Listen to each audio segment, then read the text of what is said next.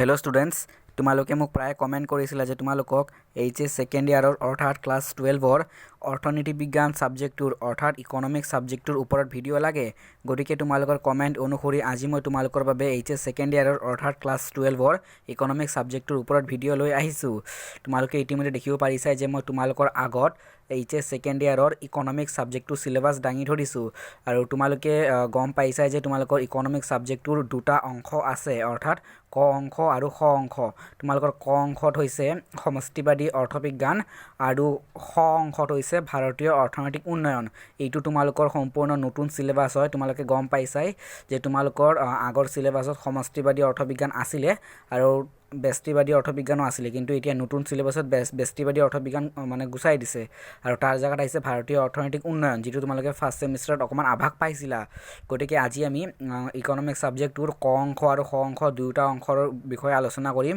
আৰু প্ৰশ্নৰ উত্তৰবোৰ প্ৰদান কৰিম আৰু তোমালোকে চিন্তা কৰিবলগীয়া অলপ বিষয় নাই তোমালোকে ভিডিওটো আৰম্ভণিৰ পৰা একদম শেষলৈকে চাই যোৱা আৰু তোমালোকক মই আজি ক অংশৰ প্ৰথম অধ্যায় দ্বিতীয় অধ্যায় তৃতীয় অধ্যায় প্ৰশ্ন উত্তৰ প্ৰদান কৰিম আৰু খ অংশৰ একেদৰে প্ৰথম অধ্যায় দ্বিতীয় অধ্যায় তৃতীয় অধ্যায়ৰ প্ৰশ্ন প্ৰদান কৰিম ঠিক আছে অৰ্থাৎ প্ৰাক স্বাধীনতা কালৰ ভাৰতীয় অৰ্থব্যৱস্থা তাৰপিছত ভাৰতীয় অৰ্থব্যৱস্থা 1950 চনৰ পৰা 1990 চন আৰু উদাৰীকৰণ ব্যক্তিগতকৰণ আৰু গোলকীয়কৰণ তৃতীয় অধ্যায় খ অংশৰ পৰা এইবোৰ প্ৰশ্ন উত্তৰ প্ৰদান কৰিম গতিকে তোমালোকে প্ৰায় কমেন্ট কৰিয়ে আছিল যে তোমালোকক এইবোৰৰ ওপৰত ভিডিও লাগে গতিকে আজি লৈ আহিছো গতিকে চিন্তা কৰিবলগীয়া অলপ বিষয় নাই তোমালোকে একদম শেষলৈকে চাই যাবা সোৱা প্ৰথমতে মই অকমান কৈ দিও তোমালোকক সিলেবাসখন দেখিছাই তোমালোকক সিলেবাসৰ ওপৰত মই কৈ দিলুৱে এতিয়া আমি সিলেবাসৰ প্ৰথমটি অধ্যায়লৈ আহিছো সোৱা সূচনা ঠিক আছে প্ৰথমটি অধ্যায় হৈছে সূচনা অৰ্থাৎ সমষ্টিবাদী অৰ্থবিজ্ঞানৰ বিষয় পঢ়ি আছো অৰ্থাৎ ক অংশৰ বিষয়ে তাৰ পিছত আমি খ অংশত যাম ক অংশত দেখিব পাৰিছে মই তোমালোকক ধুনিয়াকৈ প্ৰশ্নবোৰ পঢ়ি দিম আৰু তোমালোকক অকমান জুম কৰি দিম যাতে তোমালোকে অলপ অসুবিধা নোপোৱা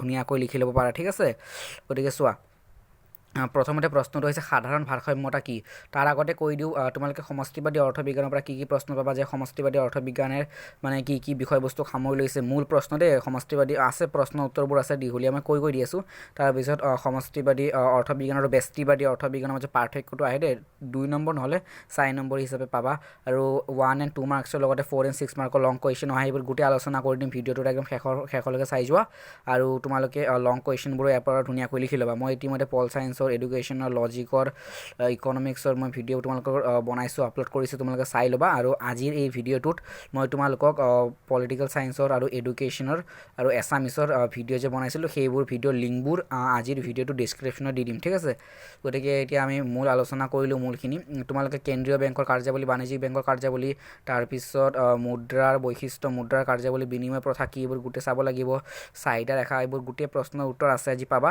তোমালোকে চাই লিখি ল'ব পাৰিবা ঠিক আছে সোৱা গতিকে মই মূল কথাখিনি কৈ দিলো গতিকে এতিয়া আমি আলোচনা কৰিম প্ৰথম প্ৰশ্নটো সাধাৰণ ভাৰসাম্যতা কি সাধাৰণ ভাৰসাম্যতা হৈছে এনে এটা অৱস্থা অৰ্থাৎ এনেকুৱা এটা সিচুৱেচন যত মানে আৰ্থিক ব্যৱস্থা মানে টকা পইচাৰ লগত জড়িত হৈ থকা যিকোনো সিচুৱেচন যিকোনো অৱস্থা যত টকা পইচাৰ কথা উল্লেখ আছে আৰ্থিক ব্যৱস্থাৰ সৈতে জড়িত হৈ থকা প্ৰতিখন বজাৰত মানে যোগান আৰু চাহিদাৰ পৰস্পৰ সমান হয় মানে যোগান আৰু চাহিদা পৰস্পৰ সমান হয় কত সমান হয় সাধাৰণ ভাৰসাম্যতা যত মানে এনেকুৱা এটা অৱস্থা ঠিক আছে সাধাৰণ ভাৰসাম্যতাত মানে যোগান আৰু চাহিদা পৰস্পৰ সমান হয় ঠিক আছে নেক্সট হৈছে সমষ্টিবাদী অৰ্থনৈতিক সিদ্ধান্ত গ্ৰহীতাসকল কোন মনত ৰাখিবা এইবোৰ হৈছে মানে সাধাৰণতে মানে এইবোৰ সমষ্টিবাদী অৰ্থবিজ্ঞান হৈছে চৰকাৰ অথবা সমাজ ঠিক আছে আৰু উদাহৰণ দিলে ভাৰতীয় ৰিজাৰ্ভ বেংক দি দিবা তাৰ পিছত তোমালোকে শৰ্ট কোৱেশ্চনবোৰ ধুনিয়াকৈ লিখি ল'বা এতিয়া আমি লং কোৱেশ্চনলৈ গৈ আছো তোমালোকৰ 4 and 5 and 6 ঠিক আছে এই তিনটা ভেৰি ইম্পৰ্টেন্ট প্ৰশ্ন যে জন মেইনাৰ্ড কেইনছে লিখা গ্ৰন্থখনৰ নাম আহে the the general theory of employment interest and money আৰু কিমান চনত প্ৰকাশ পাইছিল গ্ৰন্থখন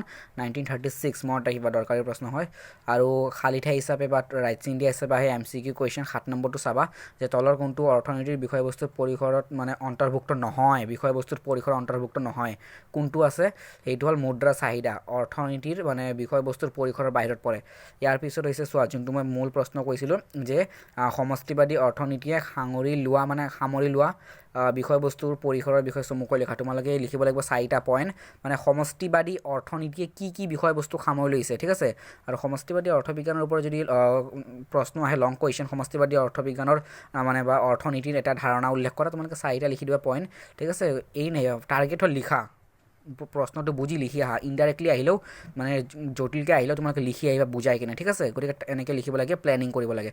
তো তোমালোকে লিখিবা ৰাষ্ট্ৰীয় আয় আৰু নিয়োজন, মুদ্ৰাস্ফীতি, অৰ্থনৈতিক বিকাশ, তাৰপিছত পৰিৱেশৰ ক্ষমতা আৰু বিনিয়োগৰ হাৰ, ঠিক আছে। এইবোৰ হৈছে সমষ্টিবাদী অৰ্থবিজ্ঞানে সামৰি লোৱা বিষয়বস্তু। তাৰপিছত নেক্সট হৈছে সমষ্টিবাদী অৰ্থনীতি আৰু ব্যষ্টিবাদী অৰ্থনীতি। তোমালোকে দেখিছে 5 নম্বৰটো ব্যষ্টিবাদী আৰু সমষ্টিবাদী অৰ্থনীতিৰ পাৰ্থক্য, ঠিক আছে। এইটো 4 মাৰ্কছ বা 2 মাৰ্কছৰ হিচাপে হ'ব। 2 মাৰ্কছৰ হিচাপে হ'লে কেৱল প্ৰথম দফাটো পাৰ্থক্য লিখি দিবা যে ব্যষ্টিবাদী অৰ্থনীতিৰ মানে অৰ্থ হৈছে সৰু, ইয়াৰ পৰিসৰ ঠেক, ঠিক আছে। আৰু সমষ্টিবাদী অৰ্থনীতিৰ পৰিসৰ ব্যাপক, বহল, ঠিক আছে, গোটেই ৰাষ্ট্ৰৰ কথা সামৰি লয়। নেক্সট হৈছে পুঁজিবাদী অৰ্থনীতি কাক বোলে। পুঁজিবাদী অৰ্থনীতিৰ প্ৰধান বৈশিষ্ট্যবোৰ তোমালোকে চাবা, ঠিক আছে। মই অকণমান জুম কৰি দি আছোঁ, জুমৰ পৰা চোৱা, তোমালোকে ধুনীয়াকৈ চাই লিখিবা, গোটেইখিনি মই দেখুৱাই দিছোঁ চোৱা, ঠিক আছে। পুঁজিবাদী অৰ্থনীতি কাক বোলে। পুঁজিবাদী অৰ্থনীতিৰ এনেকুৱা এটা অৱস্থা য'ত মানে কি কৰা হয়, মানে উৎপাদকসকলে নিজৰ পচন্দ অনুসৰি দ্ৰব্য উৎপাদন কৰে আৰু উপভোক্তাসকলেও নিজৰ মানে সন্তুষ্টি লাভৰ বাবে নিজৰ পচন্দ অনুসৰি মানে কি কৰে, দ্ৰব্য লোভ কৰে, ঠিক আছে। আৰু বৈশিষ্ট্য হৈছে, ইয়াৰ মূল উদ্দেশ্য বা বৈশিষ্ট্যই হৈছে যে মানে দৰ ব্যৱস্থা গ্ৰহণ কৰা হয়, ঠিক আছে। সকলো সিদ্ধান্ত দৰ ব্যৱস্থাৰ দ্বাৰা গ্ৰহণ কৰা হয়। 3টা বৈশিষ্ট্য আছে, লিখি ল'বা। আৰু পুঁজিবাদীৰ অধীনত অৰ্থনীতি এখনে মানে কেনেদৰে বা অৰ্থনীতি এখনে কিদৰে কাম কৰে, তোমালোকে লিখিবা কিদৰে কাম কৰে, যে দৰ ব্যৱস্থাৰ যোগেদিয়ে অৰ্থনীতি এখন পুঁজিবাদী অৰ্থনীতিত মানে কাৰ্য কৰে। গোটেইখিনি লিখিব লাগিব 4 মাৰ্কছৰ কুৱেশ্যন হিচাপে, ঠিক আছে। গোটেইখিনি লিখিবা। এতিয়া আমি নেক্সট লেচনলৈ আহি পাইছোঁ। নেক্সট লেচন তোমালোকে দেখিছাই জাতীয় আয় গণনাৰ ওপৰত আছে। তাৰে মূল প্ৰশ্ন, ইম্পৰ্টেণ্ট প্ৰশ্ন আছে চূড়ান্ত দ্ৰব্যৰ সংজ্ঞা দিয়া। এইটো তোমালোকৰ পুৰণি কুৱেশ্যন পেপাৰত আহি গৈছে, মই চিন দিছোঁ, ইম্পৰ্টেণ্ট, চাই ল'বা। তাৰপিছত মুঠ ঘৰুৱা উৎপাদনটো চাবা 5 নম্বৰী, গোটেইখিনি চাই ল'বা। মই পুৰণি কুৱেশ্যন পেপাৰ যি আহিছিলে মই সেইবোৰ কৈ দি আছোঁ, ঠিক আছে। কাৰণ কি এই চিলেবাছটো, এই লেচনটো আগতো আছিলে, সেইকাৰণে এইবোৰ পুৰণা চিলেবাছত আছিলে। নেক্সট প্ৰশ্ন হৈছে যিটো অতি দৰকাৰী প্ৰশ্ন, 2016ত লং কুৱেশ্যন হিচাপে আহিছে 6 নম্বৰৰ, GDP গণনাত আয় পদ্ধতি। তোমালোকে এইটো চাবা দেই, এইটো তোমালোকৰ আগৰ কিতাপতো আছিলে, নতুন কিতাপতো আছে। GDP গণনাৰ আয় পদ্ধতিটো চাবা। GDP গ্ৰছ ডমেষ্টিক প্ৰডাক্টছ হয়, ঠিক আছে। মুঠ ঘৰুৱা উৎপাদনৰ আয় পদ্ধতি ব্যাখ্যা কৰা, গোটেইখিনি লিখিব লাগিব, লিখি ল'বা। এতিয়া আমি নেক্সট লেচনলৈ গৈ আছোঁ। নেক্সট লেচনৰ বিষয়ে মই ভিডিঅ'ৰ আৰম্ভণিতে কৈ দিছোঁ, তোমালোকে চাই এনচাৰবোৰ লিখি ল'বা। বিনিময় প্ৰথা কি, বস্তুৰ সলনি বস্তু বিনিময় কৰাকে বিনিময় প্ৰথা বুলি কোৱা হয়, ঠিক আছে। বিনিময় প্ৰথা বৰ্তমান মানে মৰিগাঁও জিলাৰ জোনবিল মেলাত এতিয়া অনুষ্ঠিত হৈ থাকে। তাৰপিছত মুদ্ৰা চলনশীলতাৰ বেগ চাবা। তাৰপিছত বিনিময় প্ৰথা হোৱাৰ পিছত তোমালোকে একদম 7 নম্বৰ প্ৰশ্ন পাবা যে তাৰল্য ফাণ্ড মুদ্ৰাৰ কল্পনাপ্ৰসূত চাহিদাৰ মানে স্থিতিস্থাপকতা কি, অসীম, এইটো চাবা তোমালোকে, ঠিক আছে। ইয়াৰ পিছত RBI ব্যৱহাৰ কৰা মুদ্ৰাগত নীতিৰ কৌশলসমূহ কি কি, ইয়াৰে যিকোনো দুটাৰ ব্যাখ্যা কৰা। RBI ব্যৱহাৰ কৰা, RBI মানে ভাৰতীয় ৰিজাৰ্ভ বেংক, ঠিক আছে। ৰিজাৰ্ভ বেংক অফ ইণ্ডিয়া 1935 চনত স্থাপন কৰা হৈছিলে, মনত ৰাখিবা 1935 চনত। মই তোমালোকক শ্বৰ্ট কুৱেশ্যনবোৰ কৈ গৈ আছোঁ, কি কি আহিব পাৰে। আৰু বেংক হাৰৰ নীতিৰ ওপৰত প্ৰশ্ন আহে দেই, বেংক হাৰ কি, যদি বেংক হাৰ আহে তোমালোকে 1 নম্বৰ প্ৰশ্ন পিছে যদি আহে তো লিখি ল'বা যে বেংক হাৰ কাক বোলে, যে যি সুদৰ হাৰত বাণিজ্যিক বেংকবিলাকে কেন্দ্ৰীয় বেংকৰ পৰা ঋণ গ্ৰহণ কৰে সেই সুদৰ হাৰকে বেংক হাৰ বুলি কোৱা হয়। 1 মাৰ্কছৰ হিচাপে বা 2 মাৰ্কছৰ হিচাপে আহিলে। আৰু যদি 4 মাৰ্কছৰ হিচাপে আহে তোমালোকে দফাটো লিখি দিবা, ঠিক আছে। যিকোনো দুটাৰ বিষয়ে লিখিব দিছে, যিকোনো দুটাৰ বিষয়ে লিখি দিবা। তাৰপিছত মুদ্ৰাৰ কাৰ্যাৱলীসমূহ লিখিব লাগিব। মুদ্ৰাৰ কাৰ্যাৱলী লিখিবা যে মুদ্ৰা দেখিব পাৰিছে 12 নম্বৰ প্ৰশ্ন, মুদ্ৰাৰ কাৰ্যাৱলী যে মুদ্ৰা হৈছে বিনিময় মাধ্যম, মুদ্ৰা হৈছে মূল্যৰ মাপকাঠি, মুদ্ৰা হৈছে স্থগিত দেনাপত্ৰৰ মানদণ্ড, আৰু মুদ্ৰা মূল্যৰ ভাণ্ডাৰ। আৰু মুদ্ৰাই কিদৰে বিনিময় প্ৰথাৰ অসুবিধা সৃষ্টি কৰে, মানে মুদ্ৰাই বিনিময় প্ৰথাৰ অসুবিধা কিদৰে দূৰ কৰিছে, মানে বিনিময় প্ৰথাৰ যিবোৰ অসুবিধা সৃষ্টি কৰিছিলে সেই অসুবিধাবোৰ মুদ্ৰাই কিদৰে দূৰ কৰিছে। মুদ্ৰাই এক বিশেষ ভূমিকা গ্ৰহণ কৰিছে। মুদ্ৰাই বিনিময় প্ৰথাৰ অসুবিধাবোৰ মানে দূৰ কৰাত বিশেষ ভূমিকা গ্ৰহণ কৰিছে। মানে যদি মানে উদাহৰণ দি বুজাই দিছোঁ, যদি মানুহক মানে 1 কেজি চাউলৰ প্ৰয়োজন হয়, তো 1 কেজি চাউলৰ কাৰণে মানে বেলেগ মানুহে বিনিময় কৰাৰ ক্ষেত্ৰত 1 কেজি চাউলৰ কাৰণে এটা ছাগলী নিদিয়ে, গতিকে এইটো অসুবিধা মুদ্ৰাই দূৰ কৰিছিলে। তাৰপিছত নেক্সট আধুনিক অৰ্থনীতিত মুদ্ৰাৰ ভূমিকা। আধুনিক অৰ্থনীতিত মুদ্ৰাৰ এক বিশেষ ভূমিকা আছে, এইটো তোমালোকৰ 6 নম্বৰী বা 4 নম্বৰী প্ৰশ্ন হ'ব। গতিকে তোমালোকে লিখিবা যে আধুনিক অৰ্থনীতিত মানে মডাৰ্ণ ইকনমিক্সত মানে মুদ্ৰাৰ এক বিশেষ ভূমিকা আছে। 3টা দফা লিখিব লাগিব, মই পেঞ্চিল দি চিন দিছোঁ যে মুদ্ৰা হৈছে স্থগিত দেনাপত্ৰৰ মানদণ্ড, মুদ্ৰা মূল্যৰ ভাণ্ডাৰ হিচাপে কাম কৰে, তোমালোকে লিখিব লাগিব গোটেইখিনি, ঠিক আছে। নেক্সট মুদ্ৰা চাহিদা মানে কি, আৰু মুদ্ৰা চাহিদা কিদৰে সুদৰ হাৰৰ সৈতে জড়িত, তোমালোকে এইটো লিখিবা। তোমালোকৰ পুৰণি কুৱেশ্যন পেপাৰত আছিলে, তোমালোকৰ কেৱল মুদ্ৰাৰ চাহিদা মানে কি সেইটোৱে আহিছিলে, ঠিক আছে। গতিকে এইটো লিখি ল'বা, মুদ্ৰা চাহিদা মানে কি। নেক্সট হৈছে তাৰল্য ফাণ্ড কি, তাৰল্য ফাণ্ডৰ ওপৰত তোমালোকে প্ৰশ্ন পাব পাৰা, কাৰণ কি তোমালোকৰ নতুন কিতাপত আছে দেই। আৰু সুদৰ হাৰ কিদৰে ঋণ পত্ৰৰ দৰৰ সৈতে জড়িত, তোমালোকে গোটেইখিনি লিখিব লাগিব, গোটেইখিনি দেখাই দিছোঁ চোৱা। তোমালোকে গোটেই পেজটো লিখিব লাগিব একদম তললৈকে, যে বিপৰীতমুখী সম্পৰ্ক দেখুৱায়। তাৰপিছত ভাৰতৰ মানে মৌদ্ৰিক কৰ্তৃপক্ষ হিচাপে ভাৰতীয় ৰিজাৰ্ভ বেংকৰ প্ৰধান ভূমিকা বা মানে প্ৰধান কাৰ্য উল্লেখ কৰা। তোমালোকে লিখিব লাগিব এই তিনিটা মানে ৰিজাৰ্ভ বেংকৰ কাৰ্য তোমালোকে লিখি দিবা যে ৰিজাৰ্ভ বেংকে কি কৰে, মুদ্ৰা আৰু বেংক ব্যৱস্থাৰ শীৰ্ষ মানে স্থানীয় অনুষ্ঠান। ই মানে কাগজী মুদ্ৰা ছপা কৰে, ই আন বেংকবোৰক ঋণ প্ৰদান কৰে, মালিকীস্বত্ব অনুষ্ঠান হয়। কেন্দ্ৰীয় বেংক লিখিব লাগিব 1935 চনত প্ৰতিষ্ঠা কৰা হৈছিলে, মনত ৰাখিবা। ঠিক আছে, আৰু ৰিজাৰ্ভ বেংকৰ আগৰ নাম আছিলে the imperial bank of India, মনত ৰাখিবা। নেক্সট লেচনটো মই তোমালোকক এনে দি দিছোঁ, তোমালোকে চাই লিখি ল'বা। মই 1, 2, 3 কথা আলোচনা কৰিছিলোঁ, চতুৰ্থ অধ্যায় দি দিছোঁ যে চতুৰ্থ অধ্যায় কেইবাটাও মানে প্ৰেক্টিকেল টাইপ প্ৰশ্ন আছে, যিবোৰ তোমালোকে চাই লিখি ল'ব পাৰিবা। সামগ্ৰিক চাহিদা চাই ল'বা, মানে প্ৰান্তীয় সঞ্চয় প্ৰৱণতা কিদৰে ওলাই চাই ল'বা। ফৰ্মুলাটো দিয়া আছে 1/MPS আমাক দিয়া থাকিব আৰু ফৰ্মুলা হিচাপে ওলাব লাগিব। গুণক কিদৰে ওলাবা, MPS আৰু গুণক হৰণ কৰি দিবা, ওলাই যাব এনচাৰ। ঠিক আছে, ৰাইট চিন দিয়াব ধুনীয়াকৈ তোমালোকে লিখি ল'বা।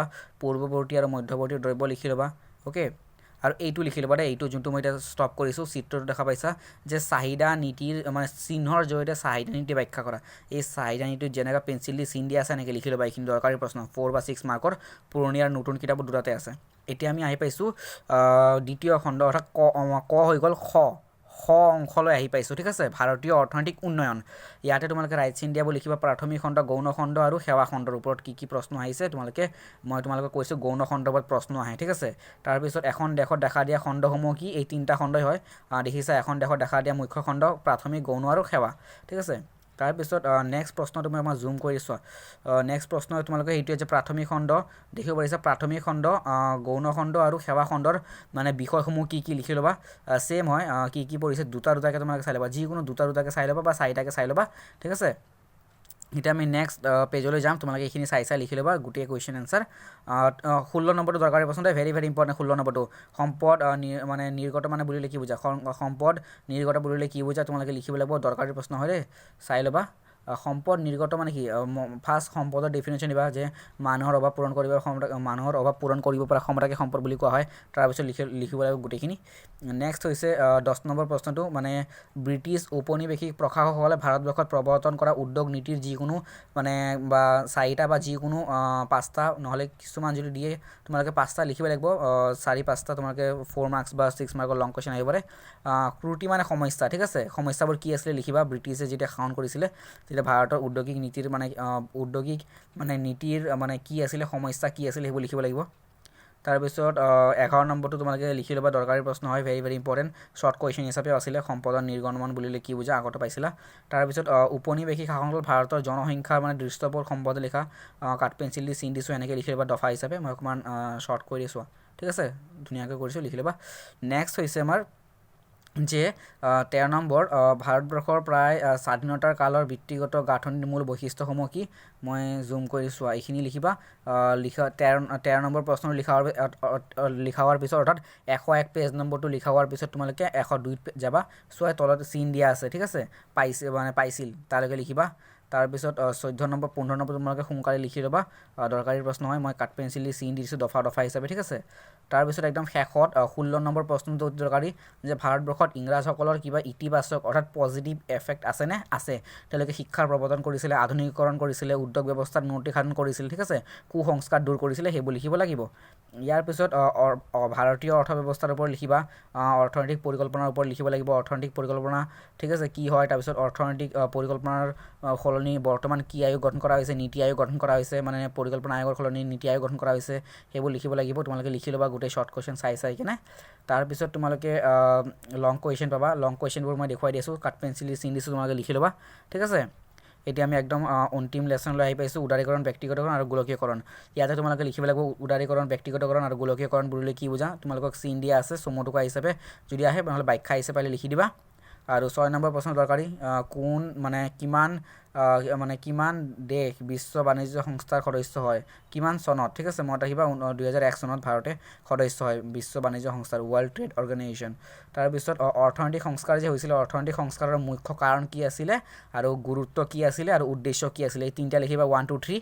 ঠিক আছে, আৰু বৈশিষ্ট্য 1, 2, 3, 4 বৈশিষ্ট্যবোৰ কি আছিলে গোটেই লিখিব লাগিব। আৰু মুদ্ৰাস্ফীতিৰ মূল কাৰণ কি হয়, মুদ্ৰাস্ফীতিৰ কাৰণবোৰ লিখিবা 4টা 4 মাৰ্কছৰ প্ৰশ্ন হিচাপে। আৰু চমু টুকুৰা চাহিদাজনিত মুদ্ৰাস্ফীতিৰ প্ৰকাৰ 2টা, চাহিদাজনিত মুদ্ৰাস্ফীতি আৰু ব্যয়জনিত মুদ্ৰাস্ফীতিৰ ওপৰত তোমালোকে লিখিব লাগিব। তোমালোকে 4 নম্বৰ হিচাপে এইখিনি লিখি ল'বা, ঠিক আছে গোটেইখিনি। গতিকে তোমালোকে ভিডিঅ'টো চাই ধুনীয়াকৈ এনচাৰবোৰ লিখি ল'বা। গতিকে আজি আমি ভিডিঅ'টো ইয়াতে সামৰিছোঁ আৰু বাকী পৰৱৰ্তী ভিডিঅ'বোৰ মই দি থাকিম, ঠিক আছে। গতিকে তোমালোকে লাইক শ্বেয়াৰ এণ্ড ছাবস্ক্ৰাইব কৰি থৈ দিবা যাতে পৰৱৰ্তী ভিডিঅ'বোৰ পাই থাকা পৰৱৰ্তী লেচনৰ এনচাৰবোৰ। অ'কে, গতিকে আজি আমি ইয়াতে সামৰিছোঁ।